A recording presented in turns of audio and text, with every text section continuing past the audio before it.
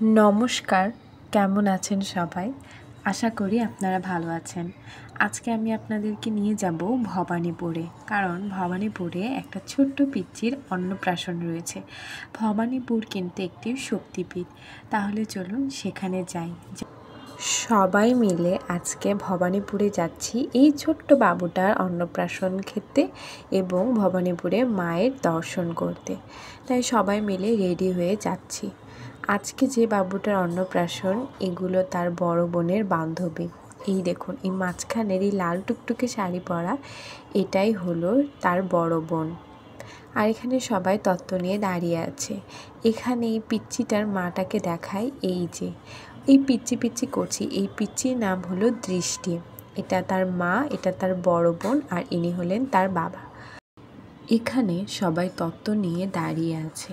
এখন আস্তে ধীরে আমরা সবাই বাসে উঠে পড়ব। আমাদের বাড়ির সামনে এই কালী মন্দিরের সামনেই বাস এসে দাঁড়িয়ে আছে।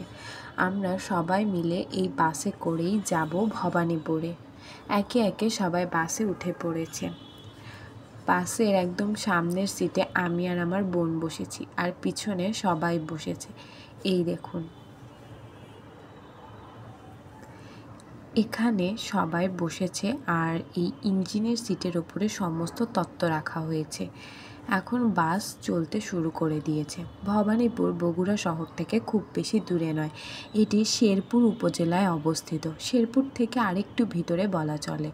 তবে রাস্তা খুবই সুন্দর এবং খুবই সহজ। এই যে দেখতে পাচ্ছেন, এটা হলো বগুড়ার বাংলাদেশ ব্যাংক। এরপরে আপনারা দেখতে পাবেন 250 শয্যা বিশিষ্ট মোহাম্মদ আলী হাসপাতাল। এখানে এসে লিচুতলা মোড়ে আমাদের বাসটা একটু দাঁড়িয়েছে। আসলে অনেকগুলো বাস একসাথে আসছিল, তো তাই সব বাস আস্তে ধীরে একসাথে মিলিত হয়ে তারপরে আবার যাত্রা শুরু করেছে। আজকের আবহাওয়াটা ভীষণ সুন্দর। গত কয়েকদিন ধরে যে কি পরিমাণে বৃষ্টি হচ্ছে কি বলবো। সকালবেলা ঘুম থেকে উঠেই দেখি শুধু বৃষ্টি আর বৃষ্টি।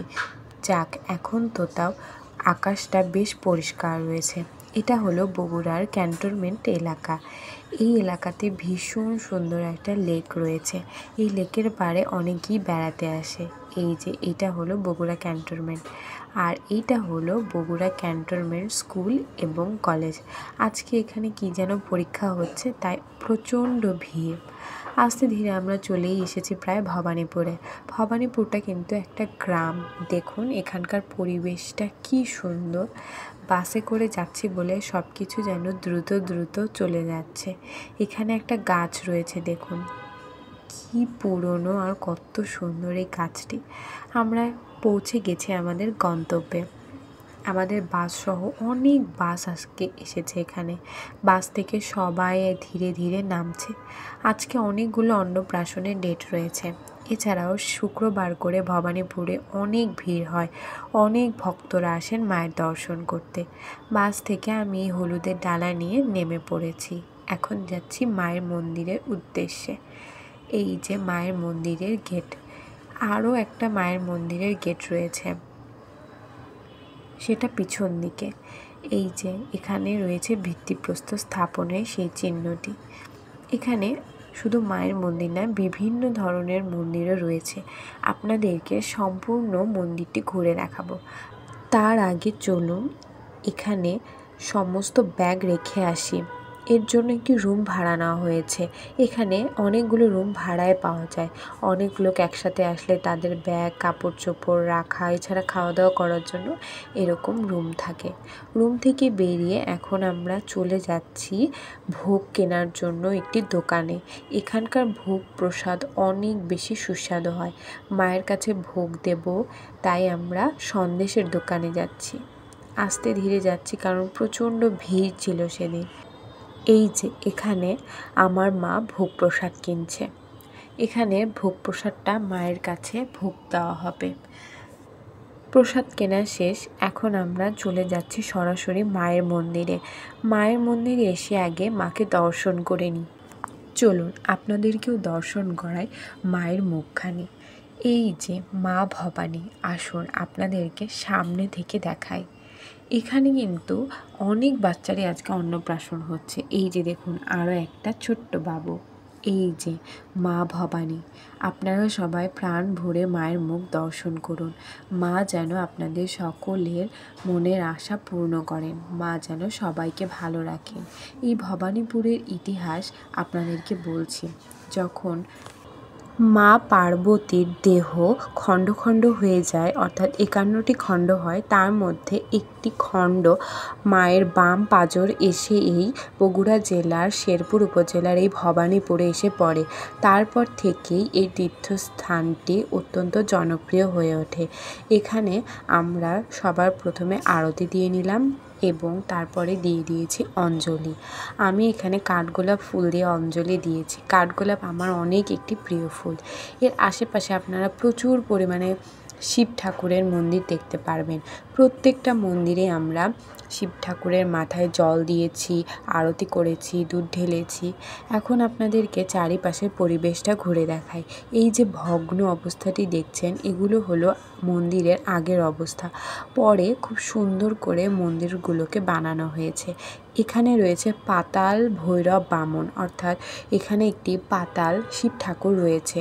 কালের বিবর্তনে ঠাকুর অনেক নিচের দিকে চলে গিয়েছে, তাই আবার নতুন করে সংস্করণ করা হয়েছে। এখানে আমরা আরতি দিয়ে নিচ্ছি। এরকম নানা রকম নামে শিব ঠাকুর এখানে পূজিত হন।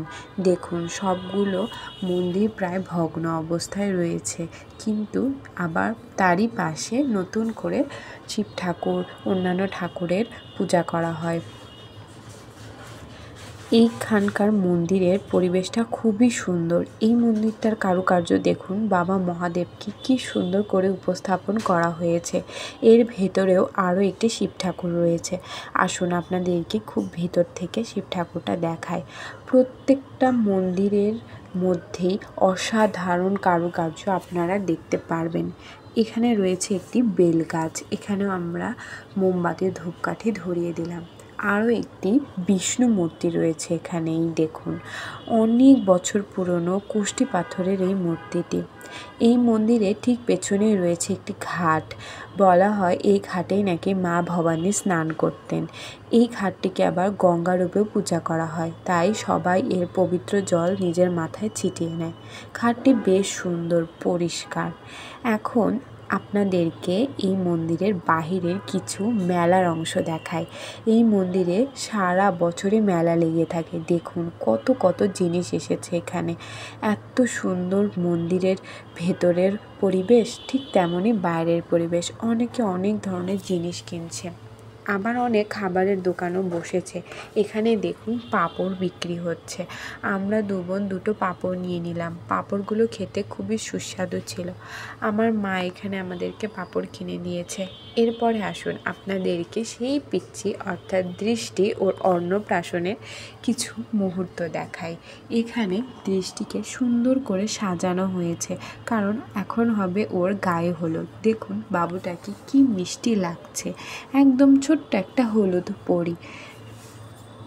এখনই হবে ওর গায়ে হলুদ। এই যে সব কিছুকে রেডি করা হচ্ছে। যেহেতু আজকে অন্নপ্রাশন, তাই বিভিন্নভাবে সুন্দর করে সাজিয়ে তোলা হয়েছে ওর হলুদের এই জায়গাটি। এই যে সবাই তত্ত্ব এনেছিল, সেগুলোকে সুন্দর করে রেখে দিচ্ছে। এখানে ফটোগ্রাফার ওর অনেক অনেক ছবিও নিচ্ছে। আপনারা দেখুন। আজকে আপনাদের আমার এই ভিডিওটি কেমন লেগেছে তা অবশ্যই কমেন্ট করে জানাবেন। ভালো লাগলে প্লিজ এই ভিডিওতে একটা লাইক করে দেবেন, আর চ্যানেলটাকে সাবস্ক্রাইব করার একটা অনুরোধ রইল। প্লিজ আমার অনুরোধটা রাখবেন। এখানে দৃষ্টিকে সবাই গায়ে হলুদ দিয়ে দিচ্ছে। সব আত্মীয় স্বজন মিলে ওকে হলুদ লাগাচ্ছে। আজকে যেহেতু অন্নপ্রাশন, সবাই মিলে আজকে ওর উপরে হামলে পড়েছে। এখানে দেওয়া হবে মায়ের প্রসাদ ওর মুখে। এই প্রসাদ দিয়ে আজকে হবে ওর শুভ অন্নপ্রাশন। ও যেহেতু একটু কান্নাকাটি করছে, তাই সবাই ওকে কোলে নিয়ে আদর করছে। এই দেখুন মায়ের প্রসাদ ওর মুখে দেওয়া হচ্ছে। কি সুন্দর লাল টুকটুকে লাগছে এই বাবুটাকে। এখন অনুষ্ঠান করে অন্নপ্রাশন দেওয়ার জন্য বেশ কিছু আয়োজন চলছে। দেখুন সব কিছুকে কি সুন্দর করে সাজিয়েছে ওরা। ওদের সাজানোর এই কনসেপ্টটা আমার ভীষণ ভালো লেগেছে। একটু পরেই ওর দাদু ওকে মুখে ভাত দেবে। এই অনুষ্ঠানটাকে কেন্দ্র করে আমরা আজকে ভবানীপুরে এসেছি। ওর খুবই গরম লাগছিল, তাই সব জামা কাপড় খুলে দেওয়া হয়েছিল। একটু পরে আবার সব কিছু সুন্দর করে পরিয়ে ওকে সাজিয়ে দেওয়া হচ্ছে। দেখুন, এখন ওর দাদা ওকে খাইয়ে দেবেন এই প্রসাদ, ওর মুখে দিয়ে দেবে প্রসাদ। আজ থেকে এই বাবুটা খেতে পারবে সব রকমের ভাত, খাবার দাবার সব কিছু, যেহেতু ওর অন্নপ্রাশন আজ থেকে হয়ে গেল। আজকে আমাদেরকে কি প্রসাদ দিয়েছে সেটা দেখাই চলুন। মায়ের ভোগের প্রসাদ আমরাও আজকে পেয়েছি। আজকে হয়েছে ভাত, ডাল, সবজি, রসা, টক, পায়েস। এই ভবানীপুরে শুধু অন্নপ্রাশন নয়, বিভিন্ন ধরনের গাড়িকেও পূজা করে নেওয়া হয়। অনেকে নতুন গাড়ি কিনে মায়ের আশীর্বাদ নিতে আসেন। আজকালকার এখানকার পরিবেশটা এত সুন্দর যে এখানে মনে হয় যেন থেকে যায়। এত সুন্দর নির্মল পরিবেশ, সুন্দর বাতাস। এই দিকে দেখুন, দুপুরবেলায় সবাইকে এখানে প্রসাদ দেওয়া হচ্ছে। এই মন্দিরের ইতিহাস এই বোর্ডটাতে খুব সুন্দর করে লেখা রয়েছে। এছাড়া দেবী সতী যখন খণ্ডিত হয়ে যান, সেই 51টি খণ্ড কোন কোন মন্দিরে কোথায় কোথায় পড়েছে সেটাও এখানে খুব সুন্দর করে চিহ্নিত করা হয়েছে। এখন আমাদের যাবার সময় হয়ে গিয়েছে, আমরা আস্তে ধীরে এখান থেকে চলে যাব। দেখুন, মন্দিরটাও বেশ অনেক ফাঁকা হয়ে গিয়েছে, সবাই যে যার বাড়িতে চলে যাচ্ছে। বাড়ি পৌঁছাতে পৌঁছাতে আমাদের প্রায় সন্ধ্যা রাত হয়ে গিয়েছিল। এই যে সন্ধ্যা হয়ে এসেছে, বাসের মধ্যে আমরা দুজনে উঠে পড়েছি। চারিদিকে ঘুটঘুটে অন্ধকার, দেখুন এর মধ্যে আমাদের বাস যাচ্ছে। আসার পথে কিন্তু প্রচুর পরিমাণে বৃষ্টি হয়েছিল। বাস থেকে নেমে আমি একটু এই ছোট্ট বাবুটাকে কোলে নিয়েছি।